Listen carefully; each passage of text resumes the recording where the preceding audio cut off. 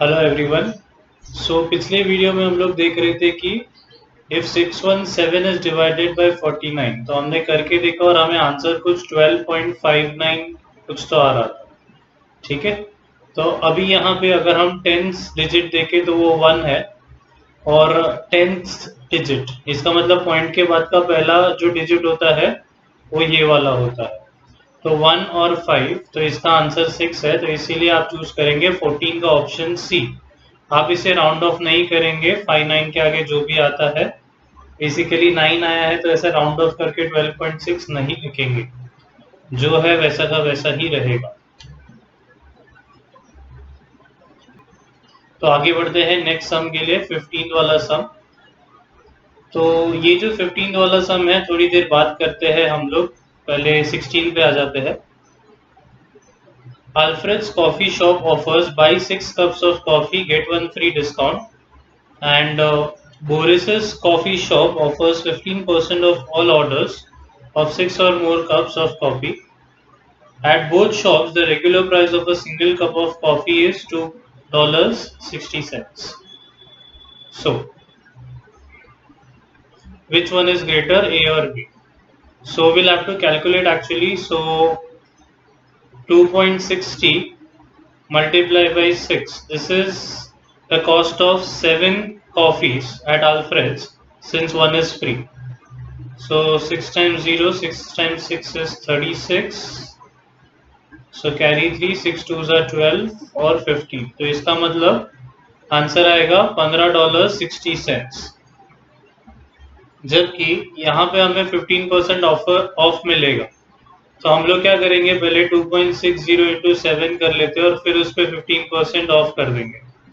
तो 7 6 ज़ा 42, 7 2 ज़ा 14 और 4 18, तो $18.20 पे 15% ऑफ है। तो इसका मतलब इसका इंटू 85/100 कर सकते हैं, क्योंकि 15% कम हो चुका है। या फिर आप इस पे 15% निकाल लीजिए और फिर उसे सब्ट्रैक्ट कर लीजिए, बोथ आर फाइन। 18.20 इंटू 15/100 करने का और जो भी आंसर मिलेगा उसको 1820 से सब्ट्रैक्ट कर देने का, या फिर 1820 को ही 85/100 से मल्टीप्लाई करने का। That will be our final answer. तो 0 और 0 कट, 5 2 जा और 5 17 जा और 2 1 जा और 2 91। सो फाइनली 91 इंटू 17 करना है। तो 17 इंटू 91, 1 7 जा 7, 1 1 जा 1, 9 7 जा 63, 9 1 जा 9 और 5। सो 7 4 1547। इसका मतलब जो सेकेंड वाला है वो सस्ता पड़ रहा है। So quantity A is greater than quantity B because total cost of A is more. Alfred's is more. So इसका आंसर रहेगा ऑप्शन ए, 16 का A है answer. Moving on to the next question, question number 17. In a certain ancient kingdom, the standard unit of measure was the crown, equal to 10 standard modern inches. An alternative unit of measure was the scepter, equal to 14 standard modern inches. If a tower measured 70 crowns tall, how many scepters tall was it? तो ये simple है, पहले तो 70 crowns को हम लोग modern inches में convert कर लेंगे, मैं मल्टीप्लाइंग इट विथ 10, तो मुझे मिल गया 700। अब 700 मॉडर्न इंचेस को हम सेप्टर्स में कन्वर्ट कर लेंगे, क्योंकि सेप्टर इज इक्वल टू 14, तो डिवाइड बाय 14 सॉल्व करेंगे तो आंसर मिलेगा 50। सो आंसर इज 17 का ऑप्शन इज सी। क्या किया मैंने, पहले क्राउन को मॉडर्न इंचेस में कन्वर्ट कर लिया, क्योंकि 70 क्राउन टॉल था। 70 क्राउन, हर क्राउन है 10 स्टैंडर्ड इंच का, तो 70 इंटू 10, और sceptre is equal to 14, so whatever the answer is, divide by 14, so answer comes out to be 50। 18th question. A total of $450 was donated to charity by 25 employees. If 15 employees donated at least $12 but less than $19, and 9 employees donated at least $19, what is the maximum amount in dollars that the last employee could have donated?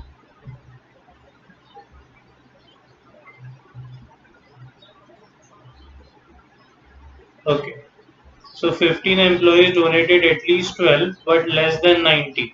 ठीक है, जो पहले 15 employees है उन्होंने $12 से $19 के बीच में donate किया हुआ है, एंड 9 एम्प्लॉइज जो है उन्होंने एटलीस्ट $19 डोनेट किया हुआ है. So what is the maximum amount in dollars that the last employ could have donate? तो ये सिंपल है, हम लोग क्योंकि लास्ट एम्प्लॉय का मैक्सिमम निकालना है, बाकी सब कितना मिनिमम डिपॉजिट करते हैं वो निकाल लेंगे. तो एटलीस्ट 12 बोला है बट लेस देन 90, तो हम लोग सबको 12 ही मान लेंगे. तो 15 एम्प्लॉयज ने $12 पर एम्प्लॉय किया, तो ये हो गया 180 मल्टीप्लाई करने के बाद. और 9 एम्प्लॉयज ने एटलीस्ट 19 बोला है, तो 9 इंटू 19 ये करेंगे तो 90 180 और उसमें से 9 कम तो 171. इसे टोटल करेंगे तो हमें मिलेगा $351. मतलब मैक्स टू मैक्स जो लास्ट एम्प्लॉय है उसने $99 डोनेट किए होंगे. सो 18 का आंसर है $99. Okay, so that's it about question number 18. Let's move on to the next question, which is question 19. A tank has a capacity of 200 pints. How many gallons of water would it take to fill the tank to 3 by 10 of its capacity? And 1 gallon is 8 pints. So सबसे पहले हम लोग ये 200 pints को gallon में divide कर देते हैं. So 200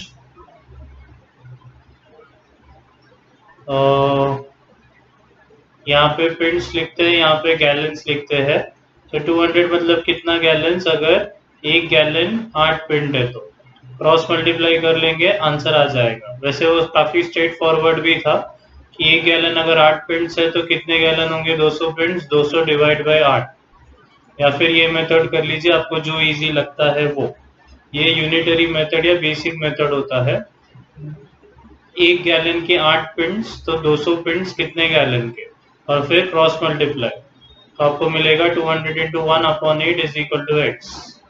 सॉल्व करने पे मिलेगा 8 1 जा 8 2 जा 16 4 0 तो 5, तो 25 गैलन्स. लेकिन ये तो पूरा भरने के लिए 200 पिंट्स मतलब 25 गैलन्स है. How many gallons of water would it take to fill the tank to 3 by 10 of its capacity?